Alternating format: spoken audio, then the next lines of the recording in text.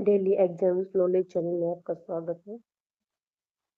इस वीडियो में हम इम्पोर्टेंट करंट अफेयर्स पढ़ेंगे और 25 नवंबर से रिलेटेड इम्पोर्टेंट क्वेश्चन डिस्कस करेंगे।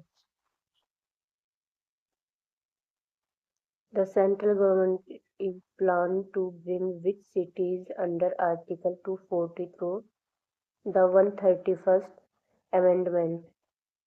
किस शहर को आर्टिकल 240 के तहत लाने के लिए केंद्र सरकार की 131वीं संशोधन की योजना बना रही है? तो ये चंडीगढ़ शहर के लिए। भारत सरकार संविधान विधेयक जो कि 131वां संशोधन है 2025 पेश करेगी। इसके अंतर्गत चंडीगढ़ को अनुच्छेद 240 के अंतर्गत लाया जाएगा, जिससे कि उसकी शासन व्यवस्था राष्ट्रपति विनियमों के अधीन हो जाएगी और वर्तमान में चंडीगढ़ का प्रशासन पंजाब के राज्यपाल के द्वारा संभाला जा रहा है। पंजाब और हरियाणा दोनों राज्यों की चंडीगढ़ की राजधानी है। Which Kashi Tamil Sangam will be held in 2025? कौन सा काशी तमिल संगम 2025 आयोजित किया जाएगा? तो ये किया जाएगा चौथा काशी तमिल संगम, जो कि 2 से 10 दिसंबर 2025 तक आयोजित किया जाएगा।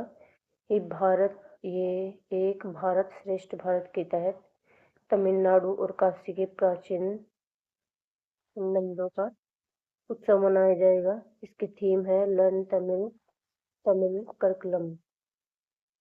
इसका आयोजन किया जा रहा है IIT मद्रास और BHU द्वारा। 50 तमिल शिक्षक वाराणसी के विद्यालयों में तमिल पढ़ाएंगे। 300 उत्तर प्रदेश विद्यार्थियों को 15 दिन तमिल सांस्कृतिक उत्थान के लिए तमिलनाडु की यात्रा करेंगे। रिसेंटली इंडिया वोन विच वुमेन्स T20 वर्ल्ड कप? हाल ही में भारत का कौन सा ब्लाइंड महिला T20 विश्व कप जीता? तो ये पहला। ये टूर्नामेंट महिला ब्लाइंड क्रिकेट का पहला T20 विश्व कप था, जिसमें भारत चैंपियन रहा। ब्लाइंड क्रिकेट में विशेष गेंद का उपयोग होता है, जिसके अंदर धातु की बीयरिंग रहती है, ताकि जो गेंद की आवाज सुनकर खिलाड़ी प्रतिक्रिया दे सके। खिलाड़ियों को दृष्टिबाधिता के आधार पर B1, B2, B3 श्रेणियों में बांटा जाता है। भारत की पुरुष ब्लाइंड क्रिकेट टीम पहले कई बार ब्लाइंड क्रिकेट विश्व कप जीत चुकी है। Where were over 400 successful eye surgeries performed under the Indian Army उपदृष्टि कैंपेन? भारतीय सेना के उपदृष्टि अभियान के तहत कहाँ पर 400 से अधिक सफल नेत्र सर्जरी की गई है? तो ये की गई है जम्मू कश्मीर में। ऑपरेशन दृष्टि 18 से 22 नवंबर 2025 के दौरान उत्तरी कमान के कमांड अस्पताल उधमपुर में एक उन्नत नेत्र शल्य चिकित्सा शिविर के रूप में आयोजित किया गया। इस दौरान 2000 से अधिक लोगों की जांच की गई। 400 से ज़्यादा सर्जरी की गई, जिसमें मोतियाबिंद, ग्लूकोमा और रेटिना से जुड़ी शल्य चिकित्साएं शामिल थी। इस अभियान का नेतृत्व ब्रिगेडियर SK मिश्रा, जो कि एक प्रसिद्ध नेत्र शल्य चिकित्सक हैं, उन्होंने कमांड अस्पताल के विशेषज्ञों के सहयोग से किया। Where will the National Conference of Public Service Commission PSC chairman be held? लोक सेवा आयोग अध्यक्षों का राष्ट्रीय सम्मेलन कहाँ पर आयोजित होगा? तो ये आयोजित होगा तेलंगाना में। तेलंगाना PSC ये 19 से और 20 दिसंबर 2025 को राज्य लोक सेवा आयोग के अध्यक्षों का राष्ट्रीय सम्मेलन आयोजित कर रहा है। इस सम्मेलन का प्रमुख उद्देश्य है बार बार होने वाली भर्ती संबंधी समस्याओं, विवादों और परीक्षा प्रक्रिया से जुड़े मुद्दों पर सामूहिक विमर्श करना। लगातार होने वाली प्रक्रियागत कमियों के कारण अभ्यर्थियों को बार बार न्यायिक हस्तक्षेप लेना पड़ता है। How many years did GSI complete with the global geoscience seminar इन जयपुर? जयपुर में ग्लोबल जियोसाइंस सेमिनार के साथ GSI ने कितने वर्ष पूरे किए? तो किए हैं 175। केंद्रीय कोयला और खनन मंत्री जी किशन रेड्डी ने जयपुर में वैश्विक भूवैज्ञानिक सेमिनार का उद्घाटन किया, जो कि भारतीय भूवैज्ञानिक सर्वेक्षण GSI के 175 वर्ष पूरे होने के उपलक्ष्य में आयोजित किया गया है। ये 2 दिवसीय अंतर्राष्ट्रीय seminar unearthing the past shaping the future 175 years of GSI शीर्षक के साथ आयोजित किया जा रहा है। भारतीय भूवैज्ञानिक सर्वेक्षण भारत का प्रमुख भूविज्ञान संस्थान है, जिसकी स्थापना 1851 में सर थॉमस ओल्डहैम द्वारा की गई थी। Who won the 2025 Las Vegas grand prix? किसने 2025 लास वेगस ग्रैंड प्रिक्स में जीत हासिल की? तो ये की है मैक्स वेरस्टेपन ने। मैक्स ने 2025 लॉस वेगस ग्रैंड प्रिक्स में जीत दर्ज की है और लैंडो नॉरिस ने दूसरे स्थान पर और जॉर्ज रसेल ने तीसरे स्थान पर। Who won the 2025 Australian open super 500 title? किसने 2025 ऑस्ट्रेलियन ओपन सुपर 500 खिताब जीता है? तो ये जीता है लक्ष्य सेन ने। भारत के लक्ष्य सेन ने सिडनी में 2025 ऑस्ट्रेलियन ओपन सुपर 500 खिताब जीता है, जहां उन्होंने जापान के यूसी तनाका को 38 मिनट में 21-15, 21-11 से हराया। ये उनका 2025 का उनका पहला खिताब और तीसरा सुपर 500 खिताब है। Veteran Bollywood actor Dharmendra died at what as?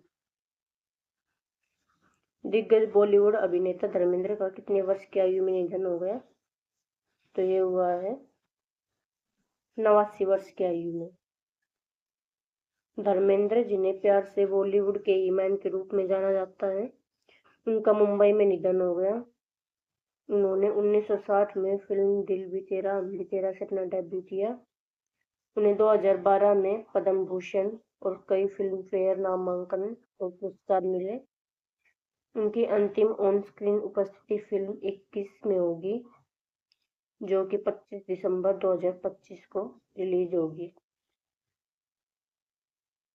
Australia and Canada launch the active partnership with whom? Australia और कनाडा ने किसके साथ पार्टनरशिप शुरू की? तो ये की है भारत के साथ। भारत, ऑस्ट्रेलिया और कनाडा की सरकारों ने 22 नवंबर 2025 को तकनीक और नवाचार के क्षेत्र में त्रिपक्षीय सहयोग को बढ़ावा देने की दिशा में Australia Canada India technology and innovation partnership की शुरुआत की घोषणा की। ऑस्ट्रेलिया कनाडा भारत प्रौद्योगिकी और नवाचार ये एक तकनीक आधार गठबंधन है, जिसका लक्ष्य है तीनों देशों की प्राकृतिक क्षमताओं, रणनीतिक प्राथमिकताओं और नवाचार पारिस्थितिक तंत्र को एक साथ जोड़ना। इसमें मुख्य फोकस क्षेत्र है हरित ऊर्जा नवाचार, महत्वपूर्ण खनिज और आपूर्ति श्रृंखला मजबूती, कृत्रिम बुद्धिमत्ता और उभरती प्रौद्योगिकियां। What is the freight loading figure that Indian Railway is expected to cross in FY 25-26? भारतीय रेलवे ने वित्त वर्ष 2025-26 में कितना माल ढुलाई का आंकड़ा पार किया है? तो ये किया है 1 बिलियन टन का। भारतीय रेल ने वित्त वर्ष 2025-26 में 1 अरब टन यानी कि 1 बिलियन टन से अधिक का माल ढुलाई दर्ज की है। 19 नवंबर 2025 तक कुल माल लदान लगभग 1020 मिलियन टन तक पहुंच गया। इसमें दैनिक माल ढुलाई है 4.4 मिलियन टन। अप्रैल से अक्टूबर 2025 तक माल ढुलाई हुई है 935.1 मिलियन टन और अप्रैल से और अक्टूबर 2024 तक 906.9 मिलियन टन। इसमें सबसे ज्यादा माल ढुलाई की गई है 505 मिलियन टन कोयले की। Which stone block will be auctioned for the first time in Jammu and Kashmir? Jammu Kashmir में पहली बार कौन सा पत्थर ब्लॉक की नीलामी होगी? तो ये होगी चूना पत्थर की।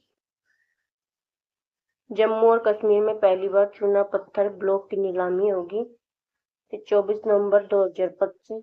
ये होगी convention centre canal road Jammu को ही आयोजित किया जा रहा है भारत सरकार खनन मंत्रालय द्वारा और इसमें चूना पत्थर की ब्लॉक नीलामी होगी।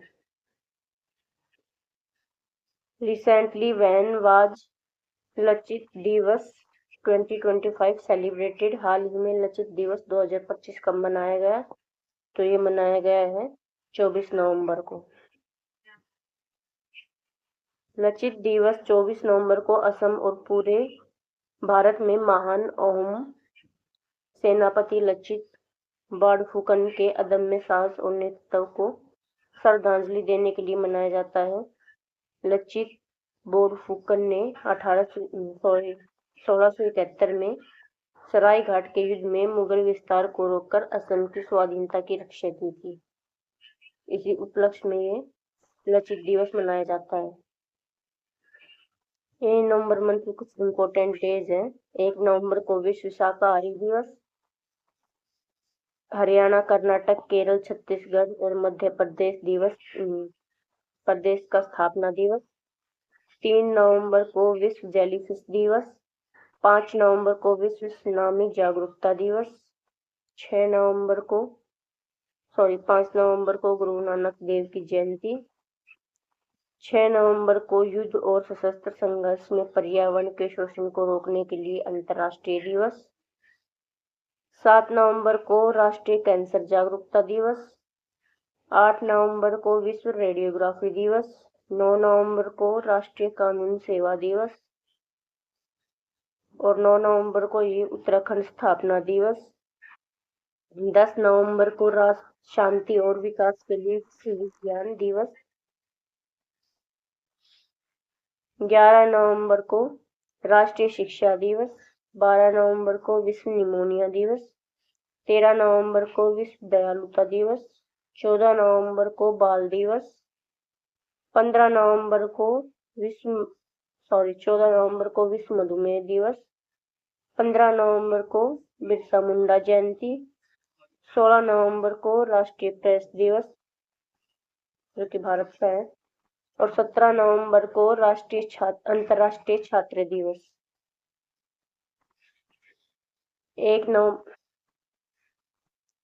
17 नवंबर को राष्ट्रीय मृगी दिवस। 19 नवंबर को विश्व शौचालय दिवस। 19 नवंबर को विश्व COPD दिवस जो कि नवंबर के तीसरे बुधवार को मनाया जाता है। 19 नवंबर को अंतर्राष्ट्रीय पुरुष दिवस। 20 नवंबर को सार्वभौमिक बाल दिवस। 20 नवंबर को अफ्रीका औद्योगिकरण दिवस। 21 नवंबर को विश्व टेलीविजन दिवस और 21 नवंबर को ही विश्व नमस्ते दिवस और 21 नवंबर को राष्ट्रीय दर्शन दिवस। 23 नवंबर को फाडबोनुच दिवस। 23 नवंबर को ये राष्ट्रीय एस्प्रेसो दिवस जो कि अमेरिका का है। 23 नवंबर को राष्ट्रीय काजू दिवस।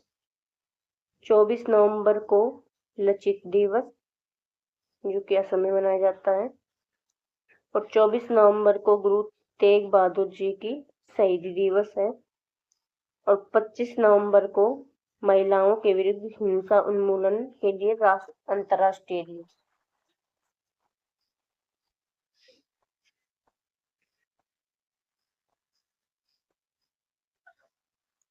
2025 में जोहान्सबर्ग में G20 ने अमेरिका आपत्तियों के बावजूद 29 पृष्ठीय सर्वसम्मति घोषणा अपनाई। इसमें बहुपक्षवाद, मानवाधिकारों और शांति विवाद समाधान की पुष्टि की गई है। क्रिटिकल मिनरल्स, जलवायु लचीलापन और सतत विकास का समर्थन दिया गया है। SIDS, LDCs और उच्च ऋण वाले विकासशील देशों की कमजोरियों को प्राथमिकता दी गई। डिजिटल समानता, MBD सुधार और प्रवासियों एवं भ्रष्टाचार रोधी प्रयासों को मान्यता दी गई। G20 इसमें 19 देश हैं। यूरोपीय संघ और 2023 से अफ्रीकी संघ शामिल है।